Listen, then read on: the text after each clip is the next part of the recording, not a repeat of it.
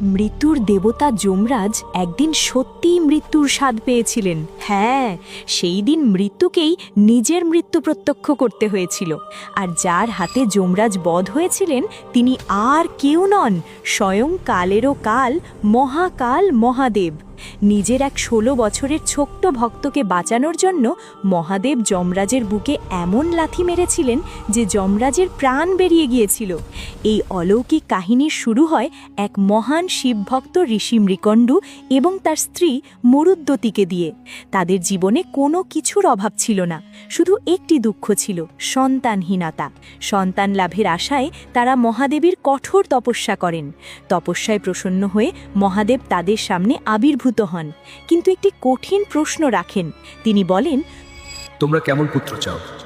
এমন একজন যে 100 বছর বাঁচবে কিন্তু মূর্খ হবে, নাকি এমন একজন জ্ঞানী পুত্র যার আয়ু হবে মাত্র 16 বছর? হৃদয়ে পাথর চেপে ঋষি মৃকণ্ড জ্ঞানী কিন্তু স্বল্পায়ু পুত্রকেই বেছে নেন। অচিরেই তাদের ঘরে আনন্দের কান্না শোনা যায়। পুত্রের নাম রাখা হয় মার্কণ্ডেয়। সময়ের সঙ্গে সঙ্গে মার্কণ্ডেয় বড় হতে লাগলেন, তার তেজ ও ভক্তি বাড়তে লাগল।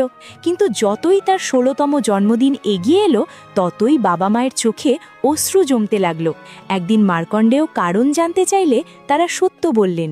16 বছর পূর্ণ হলেই তার মৃত্যু অনিবার্য। এই কথা শুনেও শিশুটি একটুও ভয় পেল না। সে শান্ত কণ্ঠে বলল, আমি সেই মহাকালের শরণে যাব, যিনি মৃত্যুকেও বদলে দিতে পারেন। পরের কাহিনী জানতে ভিডিওটি লাইক করুন, চ্যানেলটি সাবস্ক্রাইব করুন আর কমেন্টে লিখুন হর হর মহাদেব।